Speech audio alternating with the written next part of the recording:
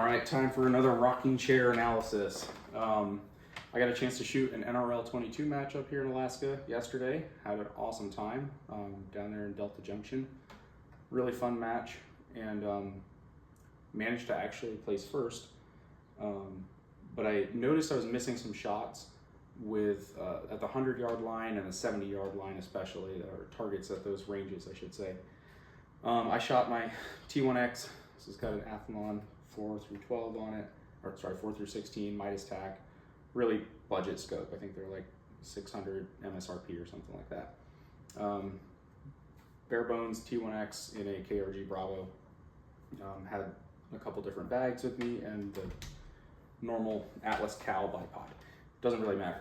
So it missed a few shots though at 100, and I was pretty confident they were good shots. Like I broke them clean. I was missing some of those smaller targets. Some of the targets got down, I think on this month's course of fire, we're down at 1.5 MOA at 100 yards, and I was kind of confused why I was missing some of those. So I got back, got some ammunition from one of my buddies, thanks Denver, that helped he hooked me up with 3 different ammunition types that I wanted to try anyway. So what I did for my testing protocol was I fired 40 rounds total. So this left column is going to be the sighters, the first 10 rounds, and I did include the velocity data from those, and I'll explain why. But what I did for my accuracy aggregate was just 30 rounds, so 3 10-round groups for each of those. So the mechanical accuracy of the total rifle system is what I'm trying to kind of measure. And then, not surprisingly, this rifle and this ammunition, the CCI standard velocity, ended up giving me, what we got here, 1.98, so basically 2 MOA 30-shot group here at 100 yards this morning.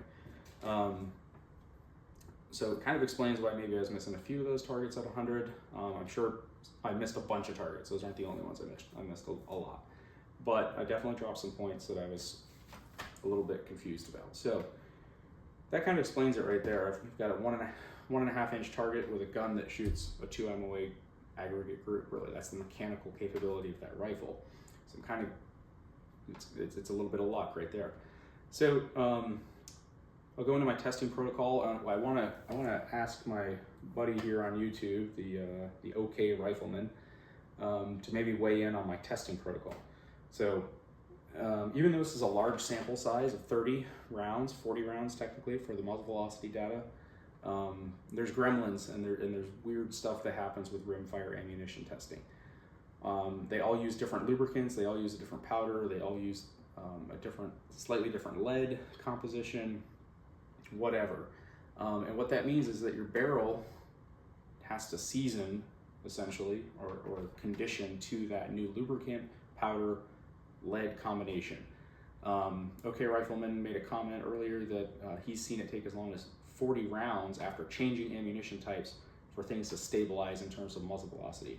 I have seen some weirdness as I've changed ammunition types. So what I did was this 10-round group for each of the ammunition types, I discarded that for accuracy data. I just got those on the paper. I did include the velocity data though. And here's why. As I shot those, the ES, the increase of my ES was pretty well linear. Like it didn't spike in the first 10 rounds and then stabilize. It just kind of, the more shots you put into it, the more the ES grew. So I've included the 40-shot ES in all of my data points here. So I hope that's good testing protocol, but I didn't see weird stuff with the velocity. Maybe a better testing protocol is to get 2 boxes of each of the ammo types, shoot a full box to season that bore, and then shoot your accuracy and velocity data. That could be a cleaner way of doing it. It's a lot of shooting, but it's a 22. So once I find what I'm happy with, I'm probably gonna just buy a brick of it and be done. So it's not like I'm doing a lot of this. Again, my purpose is that ES matters. NRL 22 goes out to, I believe it's 100 yards for the actual monthly matches. NRL X or outlaw matches can go farther. They can go out to 200 yards or whatever. Those ranges beyond 100 yards is really where you start to need that really tight ES. But even at 100 yards, you can see that it makes a difference in that hit probability. So I'll just go through really quickly the test here, the results of this testing. And I'll throw some of this up on the screen so it's easier to read. But essentially, here's my baseline, my control data. I did make a slight adjustment to keep these separated. After this first group here, I made a slight adjustment to get my impacts up onto this line here. But average velocity for this is about 50 degrees while I was shooting this today. For the CCI standard velocity, I got an average of 1048. I got a 40 round ES of 50.9 feet per second. My group size was 1.9 MOA, and my mean radius was 0.57 MOA. So that's my baseline.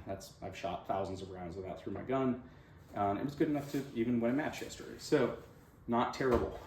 But going down here, I got a hold of a box of this.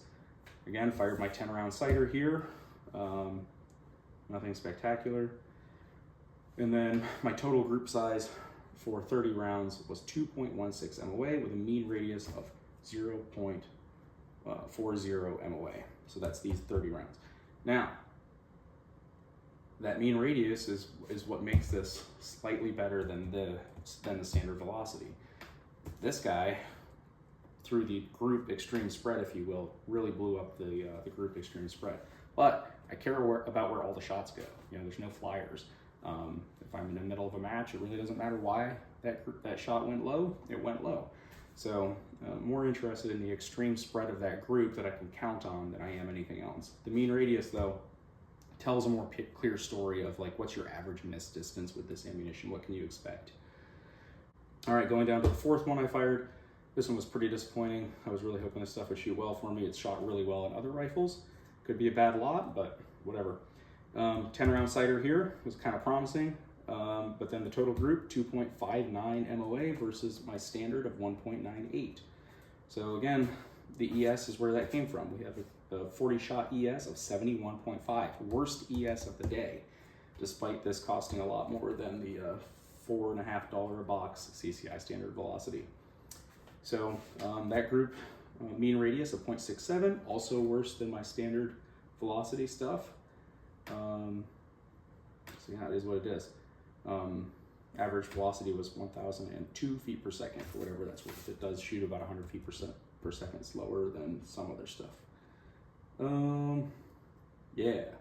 Going back to the winner for the day was Ely Match. No surprise, I guess. 10 shot sighter even looked pretty good. And then my 40 round ES of 39.7, so clear winner versus the standard of 50.9 feet per second. My average velocity with that was 1106. Group size 1.43 MOA versus my group size up here at 1.98. So that's a clear winner for both group size and my mean radius of 0.36 versus 0.57. I would be happy with that with a center fire rifle. Shooting 30 rounds into a 0.36 MOA mean radius is pretty acceptable for my purposes. So there it is.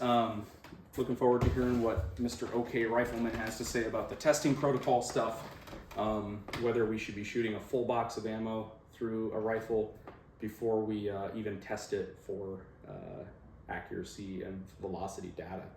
So that's all I got for this one.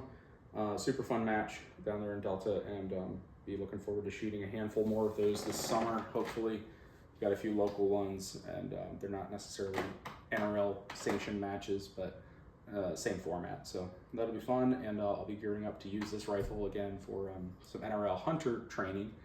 Totally different format, but fine range and gauge stuff, and I'm hoping to work on my mechanics of that shot process and workflow using this rifle as well. So more to follow on that, but yeah, that's what happened.